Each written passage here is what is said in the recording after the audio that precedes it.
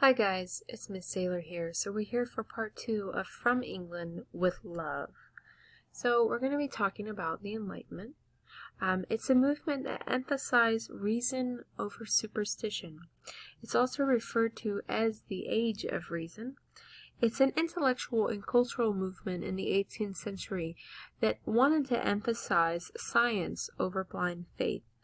Using the power of the press, Enlightenment thinkers like John Locke, Isaac Newton, and Voltaire questioned accepted knowledge and spread new ideas about openness, investigation, and religious tolerance throughout Europe and the Americas.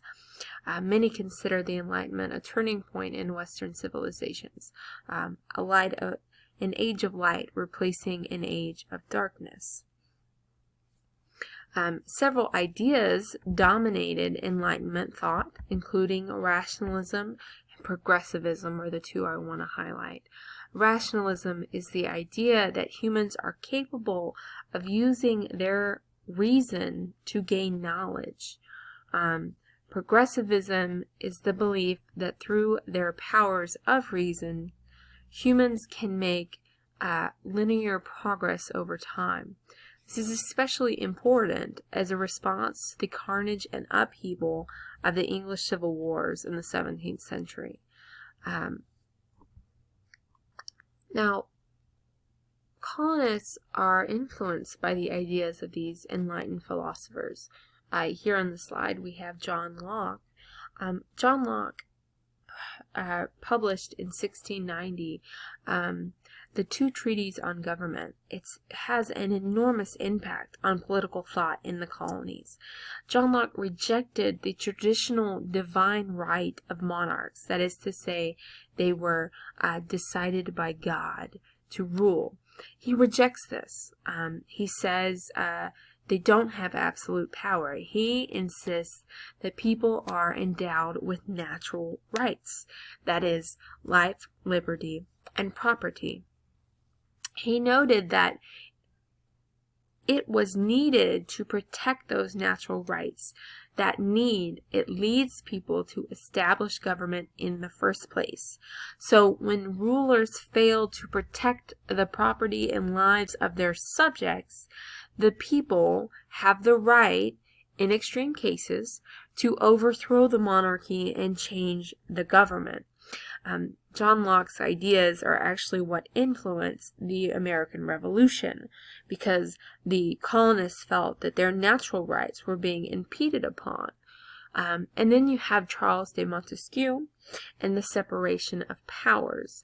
He believed that all powers should not exist within one absolute power, that they should be separated to create checks and balances so that everyone would keep the other in place. So that's why we have our checks and balances in three branches of government that hold themselves in check and play. So no one can have the most power. Now,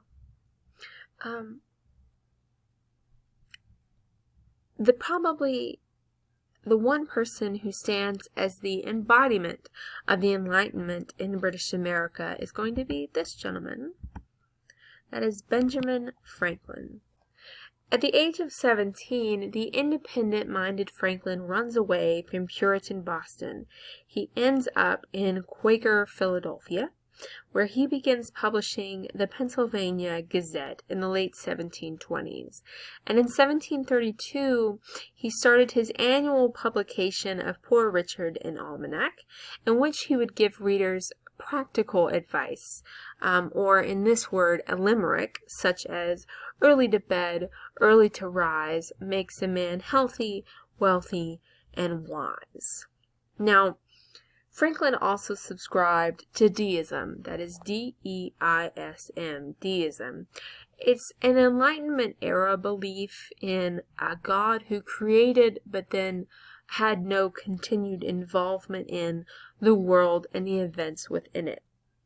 To explain in easier terms, he believed that God created the earth but then had no other hands in the nature that men would take. They believed that a person's morality, their moral compass, would lead to good works and actions, and that this was more important than strict church doctrines. His deism guided many projects for him. He establishes a reading library in 1731 that becomes the Library Company of Philadelphia. So he starts the libraries. In 1743, he founds the American Philosophical Society to encourage the spirit of inquiry, in other words, to question. In 1749, he provided the foundation for the University of Pennsylvania. And in 1751, he helped found Pennsylvania Hospital. Now, when he retires in 1748, he actually devoted himself to politics and his scientific experiments. His most famous work on electricity exemplifies Enlightenment principles. So we have his kite experiment that you all have seen, I'm sure. Franklin observed that lightning strikes tend to hit metal objects, and he reasoned that he could therefore then direct lightning through placement of metal objects. So he uses this knowledge to advocate for the use of lightning rods, metal poles connected to wires directing lightning's electric charge into the ground. He's trying to save wooden homes in cities like Philadelphia from catastrophic fires. He publishes his findings in 1751 in Experiments and Observations on Electricity. And he's not wrong. We actually still use lightning rods today in cities to help protect them, especially in states like Florida, which is the lightning capital of the world. Now, the reach of the Enlightenment, that thought broad and deep, it reaches far.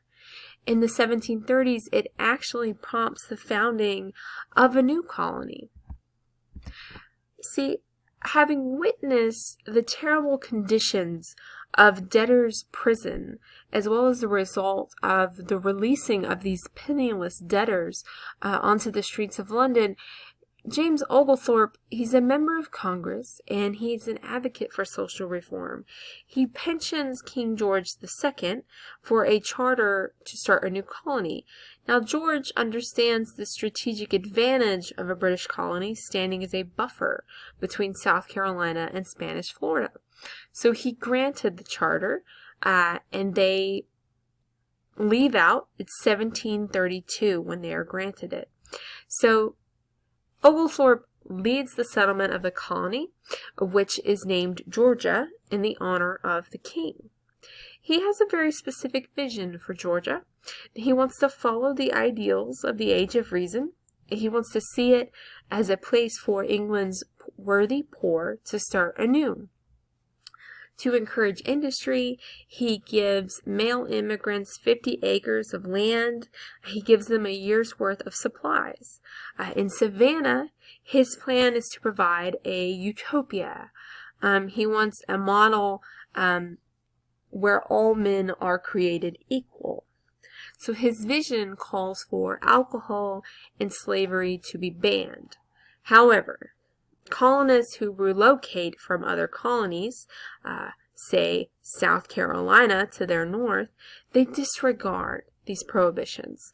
So despite the proprietor's early vision of a colony guided by enlightened ideals and free of slavery, by the 1750s, Georgia is producing large quantities of rice that is harvested by slaves. So that is the end of part 2, and the end of this lecture. So we will be covering the Wars of Empire next.